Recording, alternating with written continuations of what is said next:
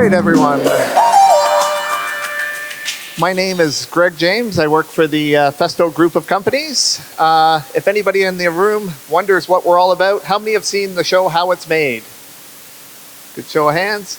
Chances are, if you've seen how it's made and product being assembled, you've probably seen Festo product in its purest form. So we're working with manufacturing plants from around the globe and integrating automation products into the manufacturing process.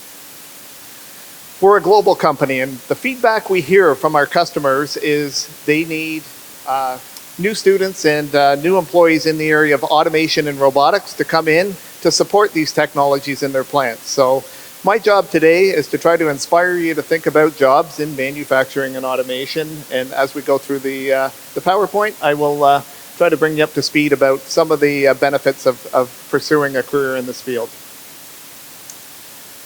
Many of us think of automation from the industry. It's, automotive, food and beverage. But as we heard from our friends from the nuclear industry today, automation is now breaking into many, many different segments. So water, wastewater, for instance, these plants are very highly automated and require expertise in this area to support these types of processes. So when you think about careers in automation, it's not just about automotive and food and beverage anymore. It's about many new exciting sectors as we've seen today. The division of Festo that I work for is called Festo Didactic, and we leverage our expertise from the automation sector, and we have created a division that creates learning systems and engineering equipment for colleges and universities traditionally. Many years ago, we recognized the fact, however, that really the students pursuing careers in STEM, we need to target these at a younger age in the secondary school level. So we're now working actively in this area as well. And the many, many positives is seeing a group of students such as yourself here today thinking about careers in STEM. Ultimately, as I explained, our customers are saying, okay, in order to increase the amount of automation in a plant, we really need that educational element. So it's about training the workforce of tomorrow in the areas of automation, robotics, and mechanical and electrical engineering. We've heard a few times today about the different industrial revolutions. We're currently in Industry 4 right now. The interesting part about this is Industry 1 and 3 were largely about technologies. Industry 2 and 4 are largely about people, processes, and different aspects within the plant. So, I spoke last week at a conference, in a manufacturing conference, about the factory of the future. Manufacturing in the past has gotten a bit of a bad rap as far as the field itself. So the factory of the future, what does it look like? It's about the product telling the manufacturing process what action it needs. It's also about the machine telling maintenance operators that I need maintenance in a certain field. It's about a lot of data collection. I talked to one of the students out in the hall this morning. He was thinking about a career in IT. Huge amount of information technology in these new manufacturing cells. It's about mobile robotics. I know probably many of you have participated in things like FIRST Robotics. Continue that area of interest, because a lot of plants are requiring these types of technologies such as mobile robotics. Ultimately, what this means is as technology develops, the increase in the strains on students coming into the workforce with STEM-related backgrounds is only increasing. You see on the right side, things like iPads and iPhones are finding their way into the shop floor. And really, this requires students to have an interest at this at a much younger age than when I went through the system.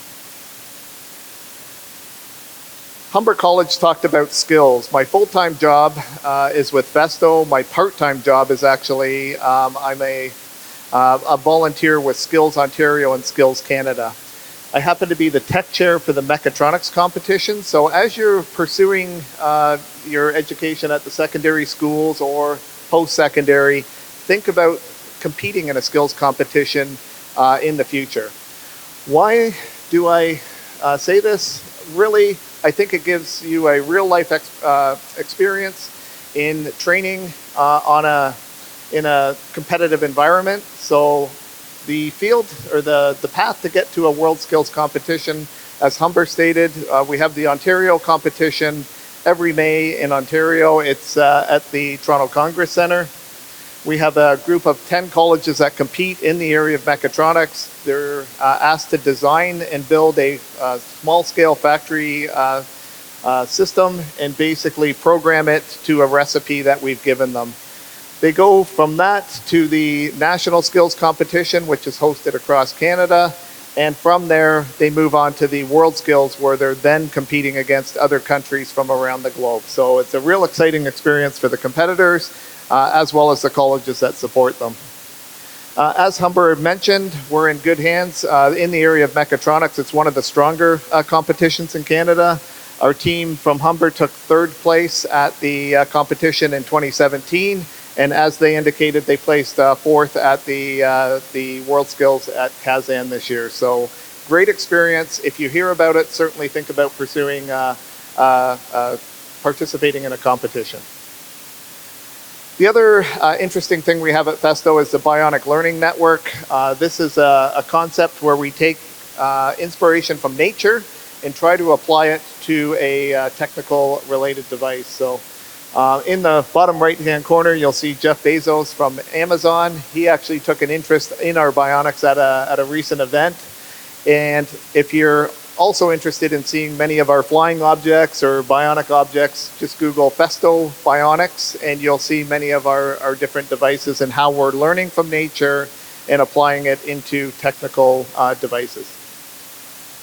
Once again, all this hinges back to science, technology, engineering, and math, and we're looking at working more closely with secondary school boards such as yourselves in the future, and I just wanted to thank you for your time today.